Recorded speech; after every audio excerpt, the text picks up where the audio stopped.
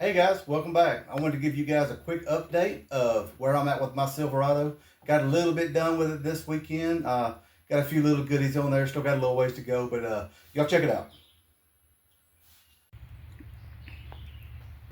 All right, guys. So here's my mock-up. Blue collar hot rod got on to me the other day about I don't see anything shiny, so here's some of the shiny. You can see the long tube headers are down in place, bolted to the head. They're not torqued yet. Still got to do a little bit of finagling. These Wilkes heads are torqued down, ready to rock. And I've just got the intake mocked in place. Mainly, I just wanted to see how everything was going to fit. Obviously, before everybody gets on to me, I've still got to swap these out for the pan style bolts that the kit came with. I just want to look at the fitment and see where all the wires are going to hit. May have to do a little extending on a couple of wires here or there, but for the most part, it's going to work pretty good. I was kind of concerned about what I was going to do with this main wire cluster. What I'm going to do, I decided to leave this bracket on when I did the conversion for the fast. What I'm going to do is I'm going to take this bracket, flip it over. I'm just going to bolt it right to it. That's going to keep everything nice and tight. So probably going to do that. Everything else looks like it's most likely going to reach. May have a little issue over here with this coil pack junction, but I can probably get a little more slack. But there you go, guys. There's the progress. Hopefully she'll get fired up this weekend. It does look nice in here. Of course, it looks a little funny with the little throttle body, but after all the recommendations from Blue Collar and Frog, I'm definitely gonna go with the stock one for now. But there you go. Okay, so now that we've taken a look at all the goodies that are going on, I've got a few comments here lately talking about how can I claim to be a budget channel when I'm spending all this money on these high-end performance parts. Well, there's lots of different kinds of budgeting. I originally pulled my motor out for basic maintenance. It had been untouched for several years, really wasn't driven all that much. Had a significant oil leak. I knew it was coming from the back of the intake or rear main seal, so I went ahead and pulled the motor. I want to go ahead and refresh it anyway. While I had it apart, there was a lot of things that I ended up ordering that I didn't need. There was the motor was just in way better shape than I thought. Really, it was just a re-gasket for the most part, checking bearings, things like that.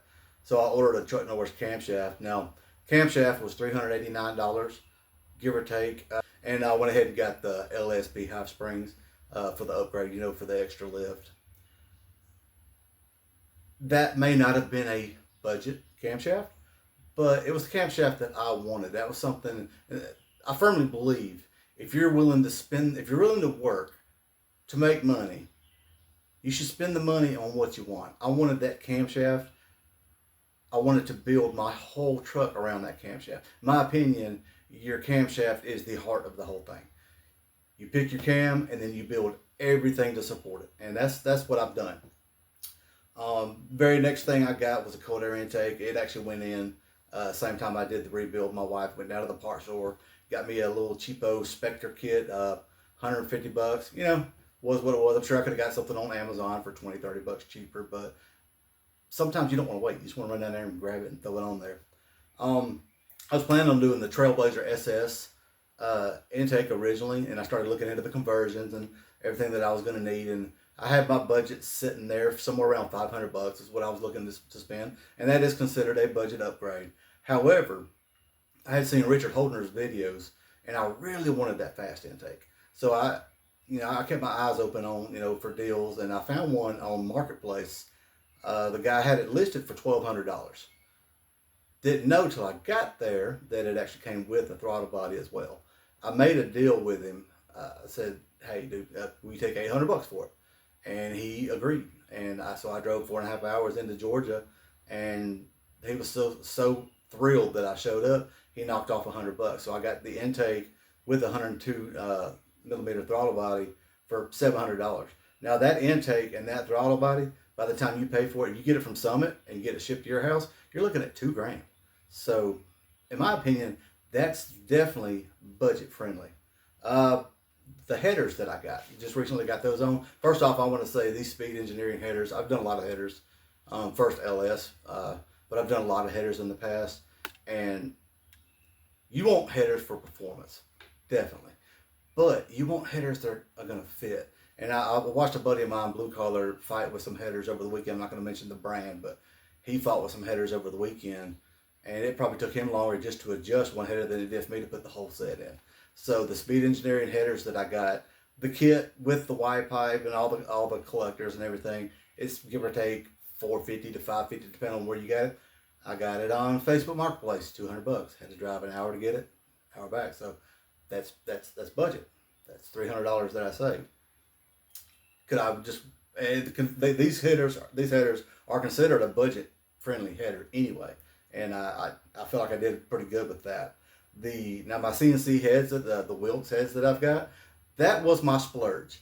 I didn't need heads. The heads that I have are in perfect shape, but I saw a deal on Facebook and I just couldn't pass it up. In the past, when I was younger, I couldn't afford performance heads. I'm a little older. I could afford it. So that was my splurge. And I mean, some guys may run out and spend $1,500 on a set of wheels and tires. You know what? I didn't do that. I got heads for my car or for my truck. My snake eater injectors, 1000cc, decent injectors from what I've seen, 50-50 reviews. I've seen them where they sell, depending on new, used, what have you, anywhere from $600 up to $900. I got those for $250. Now I had to drive 3.5 hours to get them, but it was worth the ride for me. My 85 conversion kit that I haven't done yet. I actually got that for free. Quantum Fuel Systems sent that for me to test, and it's great. I'm gonna do a video on it, and I really appreciate them. Their customer service is beyond reproach. I've never seen anything like it. They're based out of California. I ordered a fuel pump on Thursday morning, and by Friday afternoon it showed up in Alabama. So I can't say anything about it, and it was free shipping. They're amazing. Did my electric fan conversion for $100. That's pretty standard. You can order kits off Amazon.